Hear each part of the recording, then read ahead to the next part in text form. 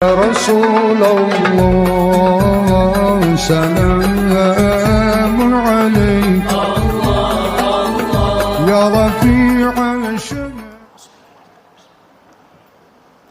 Assalamualaikum warahmatullahi wabarakatuh.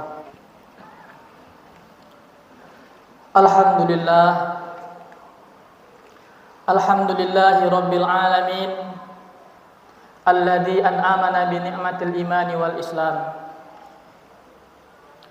Huwallazi anzala sakinah fi qulubil mu'minin. Ashhadu an la ilaha illallah wahdahu la syarika lah wa ashhadu anna Muhammadan abduhu wa rasuluh. Allahumma salli wa sallim wa barik ala sayyidina Muhammad wa ala ali sayyidina Muhammad. Faya ayyuhal hadirun usikum wa iyyakum bittaqwallahi ta'ala faqad fazal muttaqun. Tsumma qala Allah ta'ala fi kitabihil karim a'udzu billahi minasyaitonir rajim. Bismillahirrahmanirrahim. Ya ayyuhalladzina amanu taqullaha haqqa tuqatih wa la tamutunna illa wa antum muslimun. Shadaqallahul azim. Ma'asyiral muslimin sidang jamaah Jumat rahimakumullah. Bersyukur kita kepada Allah Subhanahu wa taala atas limpahan rahmat, nikmat, karunia yang Allah berikan kepada kita hari ini. Alhamdulillah, Allah gerakkan hati kita, Allah arahkan pikiran kita, Allah cukupkan kesehatan kita, rezeki kita, sehingga pada hari yang berkah ini Sayyidul Ayyam, yaitu hari Jumat, penghulu daripada hari, kita semua bisa duduk bersama, datang ke rumah Allah, di mana Rasulullah mengatakan ahabbul biladi ilallah masajiduha. Kata Rasulullah, sesungguhnya Allah sangat mencintai tempat di muka bumi ini, tak lain dan tak bukan adalah masjid-masjidnya. Alhamdulillah, Allah gerakkan hati kita untuk datang ke sini. Semoga nikmat yang besar ini bisa kita tularkan kepada keluarga kita, anak-anak kita, cucu-cucu kita, tetangga-tetangga kita, dan sanak saudara kita yang lainnya, sehingga kita menjadi abdan syakuro, hamba yang pandai bersyukur. Syukur dalam arti kata menggunakan seluruh nikmat yang Allah berikan kepada hal-hal yang positif, kepada hal-hal yang baik, dan lebih daripada itu kita bawa saudara-saudara kita untuk menjemput nikmat tersebut.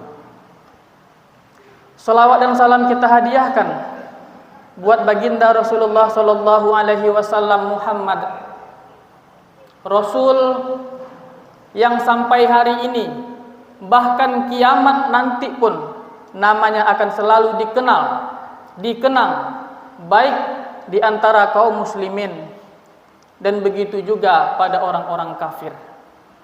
Mengapa? Karena sosok Rasulullah sallallahu alaihi wasallam merupakan sosok yang sangat luar biasa. Bila orang non-muslim sekalipun mengakui akan kehebatan, akan keagungan baginda Rasulullah sallallahu alaihi wasallam, mengapa kita selaku umatnya ragu untuk mengikuti atau mencontoh beliau? Bahkan Allah mengatakan di dalam Al-Qur'an, laqad kana lakum fi rasulillahi uswatun hasanah. Langsung Allah katakan, sesungguhnya pada diri Rasulullah, kata Allah, untuk kalian itu sudah ada suri tauladan yang baik. Sebagai pemimpinlah contohlah Rasulullah. Bagaimana Rasulullah kepada bawahannya? Mungkin kita bertanya sebagai seorang ayah, bagaimana mendidik anak-anak kita? Contoh Rasulullah sallallahu alaihi wasallam, bagaimana mendidik anak-anaknya? Mungkin saat ini posisi kita sebagai pemuda, bagaimana Rasulullah sallallahu alaihi wasallam mengisi waktu-waktu mudanya dan lain semacamnya. Laqad kana lakum fi rasulillahi uswatun hasanah. Tapi ingat kata Allah pada akhir ayat, liman kana yarjullah. Orang-orang yang menjadikan Rasulullah ini tauladan contoh hanya satu, kata Allah. Siapa? Liman kana yarjullah. orang-orang yang mengimani Allah, yang mempercayai Allah, yang mematuhi perintah-perintah Allah. Ma'asyiral muslimin, sidang jemaah Jumat rahimakumullah. Sebelumnya khatib berwasiat buat diri khatib pribadi dan umumnya untuk kita semua yang ada di sini. Marilah bersama-sama kita senantiasa sekuat tenaga untuk meningkatkan keimanan dan ketakwaan kita kepada Allah Azza wa Jalla. Iman dan takwa dalam arti kata berusaha sekuat tenaga menjalankan seluruh apa yang Allah perintahkan kepada kita dan berusaha sekuat tenaga menjauhi semua yang Allah larang terhadap kita. Walaupun pada realitanya dalam kehidupan ini al-imanu yazidu wa yanqus, iman itu naik dan turun, tetapi tetap kita ikhtiarkan agar selalu iman dan ketakwaan kita naik dan naik. Ma'asyiral muslimin, sidang jemaah Jumat rahimakumullah, dari MDI Kota Pekanbaru memberikan judul khutbah pada hari ini, iktibar atau pelajaran dari umat-umat terdahulu. Allah Subhanahu wa taala menciptakan Al-Qur'an, menurunkan Al-Qur'an. Lebih kurang di dalam Al-Qur'an ini sepertiganya bercerita tentang kisah. Baik itu kisah yang baik, kisah para nabi mungkin, para sahabat, para tabi'in, dan orang-orang soleh yang lainnya, yang semasa hidupnya melakukan kebaikan, amal soleh, dan diceritakan bagaimana kematiannya. Bahkan Allah janjikan tempatnya surga, ada di dalam Al-Quran Allah ceritakan.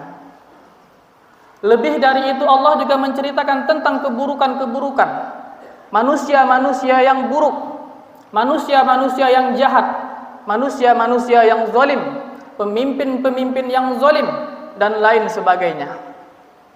Kita ambillah contoh seperti Fir'aun yang mengikrarkan dirinya akan sebagai Tuhan, yang mengikrarkan dirinya seorang Tuhan. Allah ceritakan di dalam Al-Quran bagaimana kehidupan Fir'aun, bagaimana kematian Fir'aun. Kita baca di dalam Al-Quran. Qarun misalnya, Abu Lahab misalnya, dan masih banyak contoh-contoh yang lain yang Allah ceritakan di dalam Al-Quran. Sekarang timbul pertanyaan, untuk apa Allah menceritakan ini? Hadirin sidang jemaah Jumat rahimakumullah, tak lain dan tak bukan salah satunya adalah agar menjadi iktibar bagi kita, agar menjadi pelajaran bagi kita. Apakah kita ingin mengambil yang baik? Contohlah orang-orang yang baik di dalam Al-Quran. Ataukah kita selama ini berbuat dalam keburukan, meniru sifat-sifat Fir'aun, meniru sifat-sifat Qarun dan orang-orang yang lain sebagainya, tamak dengan harta, sombong dengan jabatan. Bila kita mencontoh itu, maka bacalah sampai selesai bagaimana kematian dan azab bagi mereka yang berbuat zalim di dalam Al-Quran. Nah, pada hari yang berbahagia ini, khatib menyampaikan, Allah berfirman di dalam Al-Quran, A'udzubillahi minasyaitonirrajim, Bismillahirrahmanirrahim. Walau kana ahlal qura amanu wattaqau lafatahna alaihim barakatim minas samai wal ard walakin kazzabu fa'akhadnahum bima kanu yaksibun. Surahul Azim. Ini janji Allah tentang banyak-banyak kisah ini. Apa kata Allah? Walau anna ahlal qura, jikalau seandainya suatu penduduk negeri, kata Allah, beriman dan bertakwa, la fatahna alaihim barakatim minas sama, kata Allah, akan kubukakan pintu keberkahan dari langit maupun dari bumi. Walakin kazzabu fa'ahusnahum bima kanu yakzibun. Tetapi kata Allah, mereka lebih suka akan ingkar, mereka lebih suka berbuat maksiat. Fa'ahusnahum bima kanu yakzibun. Maka kata Allah, kami berikan balasan terhadap apa yang telah mereka perbuat. Dari ayat di atas Imam Al-Ghazali memberi wasiat kepada kita agar mengambil pelajaran dari orang-orang terdahulu. Dan untuk apa kita hidup pada saat ini? Pada suatu hari Imam Al-Ghazali berdiri di depan murid-muridnya. Lalu Imam Al-Ghazali bertanya, dan pertanyaan ini menjadi wasiat untuk murid-muridnya dan pada umumnya untuk kita pada hari ini. Pertanyaan pertama Imam Al-Ghazali sampaikan, wahai murid-muridku, apa yang paling dekat dengan diri kalian? Begitu ramai murid-murid Imam Al-Ghazali mengangkat tangan. Ada yang mengatakan, wahai guruku, yang paling dekat dengan diriku adalah ummi wa abi, ayah dan ibu, yang setiap hari memberi makanku, menyuapkanku, tidur bersamaku. Ada yang mengangkat tangan, wahai guruku, yang paling dekat dengan diriku adalah guru, yang setiap hari membimbing, mengajari, memberi ilmu untukku. Ada yang mengatakan, wahai guruku, yang paling dekat dengan diriku adalah urat dan nadi yang ada di tubuhku. Mendengar jawaban itu, Imam Al-Ghazali tersenyum lalu melanjutkan ucapannya. Benar wahai murid-muridku, ayah dan ibumu adalah orang yang terdekat. Guru-gurumu adalah orang yang terdekat yang berjasa memberikanmu ilmu. Urat dan nadimu adalah bagian dari tubuhmu sangat dekat. Tetapi sadarilah wahai murid-muridku, sesungguhnya yang paling dekat dengan dirimu adalah kematian. Ma'asyiral muslimin sidang jamaah Jumat rahimakumullah. Pelajaran yang pertama yang harus kita ambil adalah kematian. Dalam hal kematian ini Allah berfirman di dalam surat Al-A'raf ayat 34. Allah katakan, A'udzubillahi minasyaitonirrajim. Bismillahirrahmanirrahim. Wa likulli ummatin ajalun. Fa idza jaa ajaluhum la yastakhiruna sa'atan wa la yastaqdimun. Kata Allah, setiap insan, setiap orang telah memiliki ajal. Maka kata Allah, tak kala ajalnya tiba, maka tiada satu orang pun yang bisa memperlambat ataupun mempercepat ajal, kematian. Sehingga saking uniknya kematian ini, ulama mengatakan sebaik-baiknya manusia adalah manusia yang ingat akan kematian. Untuk menaikkan iman, ulama pun mengatakan sebaik-baiknya kamu dalam meningkatkan iman, ingatlah akan kematian. Tetapi timbul pertanyaan pada diri kita hari ini, sudahkah kita dalam 1 minggu ini saja ingat kapan kita mati? Tak usah 1 minggu, 1 hari ini saja dari bangun tidur sampai saat ini, sudahkah kita ingat mati? Bila kita jauh dari itu, marilah kita koreksi diri kita. Akan kematian ini ulama mengatakan ada 3 rahasia. Saking besarnya, saking diperhatikannya akan kematian ini. Yang pertama adalah aina, di mana kita akan mati. Apakah kita mati di masjid? Alhamdulillah. Mati di Mekah, Madinah, tempat-tempat yang baik, alhamdulillah. Bayangkan kalau kita mati dalam tempat karaokean, kita mati dalam tempat-tempat penuh kemaksiatan, na'udzubillah. Yang kedua, kaifa, bagaimana kita mati nanti? Apakah kita mati di masjid terus membaca Al-Quran, sedang sholat sunat, sedang sholat tahajud, sedang berangkat umroh, sedang haji dan lain semacamnya? Ini kematian husnul khotimah. Atau sebaliknya, kita mati dalam keadaan su'ul khotimah, mati dalam keadaan dugem, mati dalam keadaan mabuk, mati dalam keadaan berzinah, mati dalam keadaan penuh dengan perbuatan maksiat. Na'udzubillah. Dan yang terakhir adalah tentang kematian ini.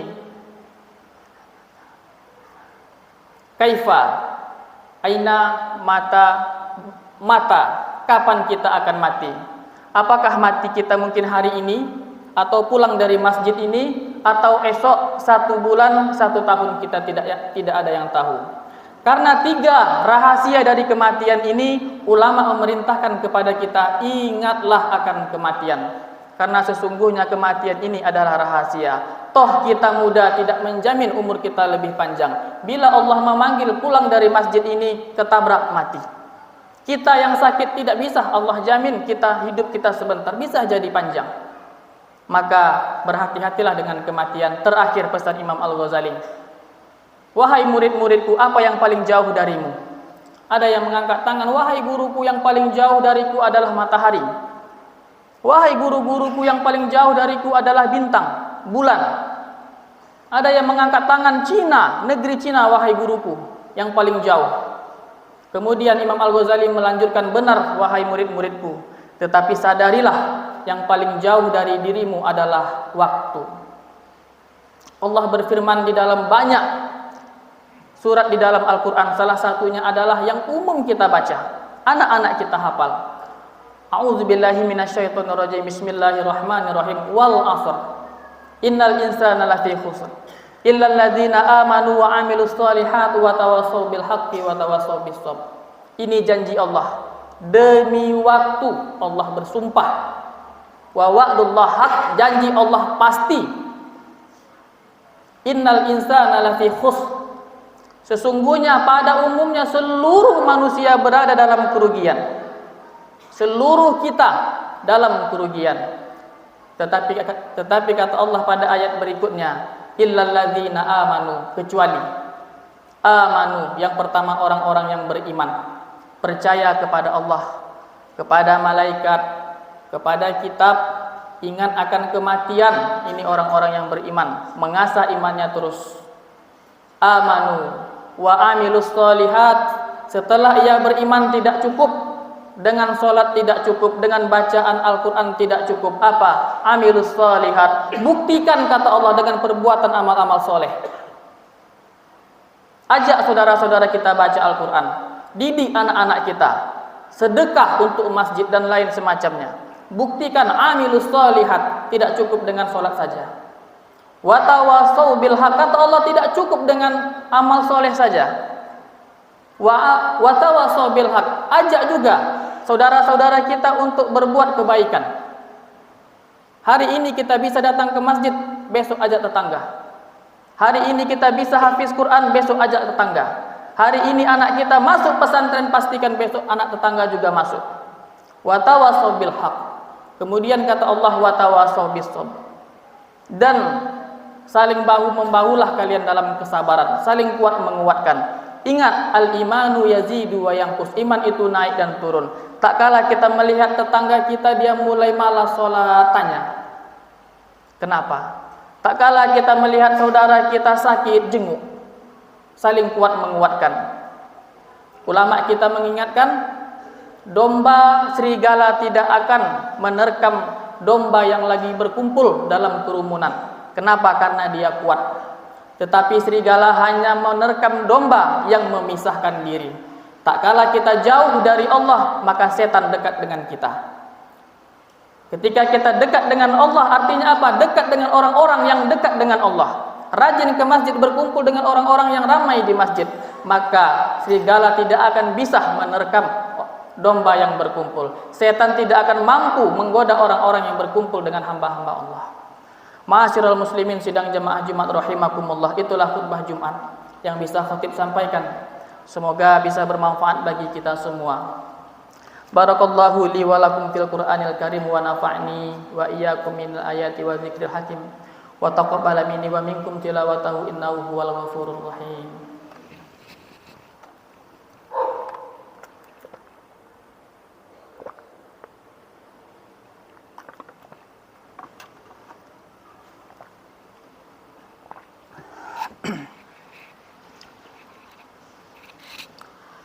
Innal hamdalillah nahmaduhu wa nasta'inuhu wa nastaghfiruh wa na'udzu billahi min shururi li anfusina wa min sayyiati a'malina.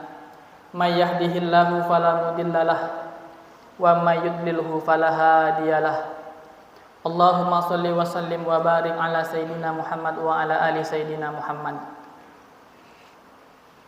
Qala Allah Ta'ala fi kitabihil karim, a'udzu billahi minasyaitonir rajim. Bismillahirrahmanirrahim. Wal 'ashr. Innal insana lafi khusr illal ladzina amanu wa 'amilus solihati wa tawassaw bil haqq wa tawassaw bis sabr.